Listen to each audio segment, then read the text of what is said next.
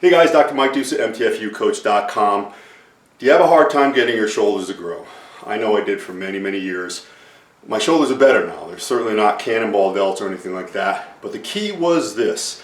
The key was slowing things down and going really, really light. And I know that's an anathema to a lot of people listening. I already carry the mark of a pussy from some of the people who dare contact me and tell me this. Well, look, I can say this much. If I'm a pussy and it makes me different than you, I'm the biggest pussy in my neighborhood. Well, actually, if you saw some of my neighbors, you wouldn't believe that, but I think you get my drift. I don't really care what you think, because when I do something, I don't follow dogma. Too many people are stuck on dogma. They do things the way they've always been done. They don't get any change. Everybody wants change. I don't care who you talk to right now.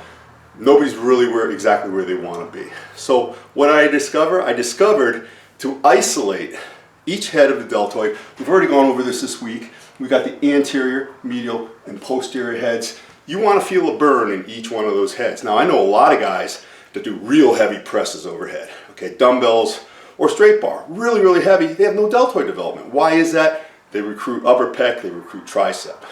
A lot of guys that do bench presses, the same thing. They can go really heavy, big delts, big triceps, no pecs. These are recruiting from other areas, and they're not focusing. They're not feeling stimulation in the fibers. The key to getting big delts and going back to those power heavy lifts, or whatever you want to call them, is to be able to feel the stimulation with really heavy weights in the fibers. That's how you're going to get the development. So I'll show you what I do, the 3 moves, and you can go really light, and I'm going to show you why.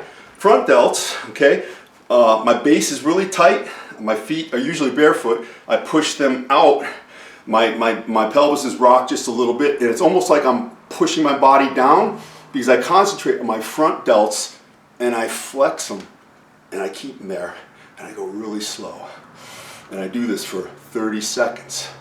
I don't know if I can do 30 seconds right now, as long as you get the point. And I'm activating only those fibers. So you're building a mind-muscle connection here. Now listen, you're gonna have people doing this, all right? You can see old pictures of Arnold going all the way over his head. Now he is Arnold. He probably would have got deltoids no matter what he did, but we're not Arnold. So we want to do things correctly. No momentum, okay? We can do one arm at a time, really, really focusing. I mean, I'm flexing that, and I'm squeezing it, and I'm tightening everything. You know, the kinetic chain. You want every muscle in your body tight. You don't want any energy leaks. I think you're getting my drift right there. Okay, now, lateral or medial delt and a lateral raise. Same thing, same rules apply. Okay, I'm gonna lock in, and I'm gonna bring it up just like that, and I'm gonna hold it for a second. Now, I like to keep my pinky down, my thumb up, okay? But there's none of this seagull flying stuff, all right? It's just not gonna do, but really, really light. But I'm actually flexing that deltoid. You're not thinking about pushing heavy weight, you're thinking about flexing, almost like you're posing. You go from the side, same thing. I mean, I'm getting a sweat just from doing this right now. All right, you got that? And even from behind, hopefully, we'll see a little bit of muscles working back there. It's the same thing. Okay, so 30 seconds each of those. Take a 30-second break in between each. Now, rear delt, Denise, if you can get down a little lower view right there. Okay, ordinarily, you know, we've always done this stuff, and that's okay. You're going to get some of the rear delt back there, but really you're not getting full flexion back there of the muscle, and that's what we were trying to do.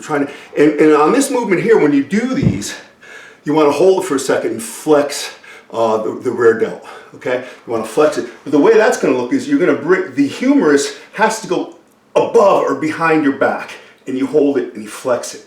So you notice it's a little different. It's not straight arm. You don't have that huge lever, that huge moment arm. You keep it closer, and you're locking it and you're holding it. You're locking it and you're holding it. And you can stand back up, Denise. Just from that alone, you get some good blood flow. You really feel it. I felt a burn in each segment. You should be able to do that all over your body. Okay, one quick story. When I had my weight loss center, I had one of those abdominal machines, and you sit in it, and it's got the stack, and you torque one way and you torque the other. I had some overweight lady. She wasn't very serious. And she was doing it. She said, "Dr. Deuce, I feel it in my lip." Now, this is for the obliques. So I tried to give her the benefit of the doubt. I go, "You feel it in your hip?"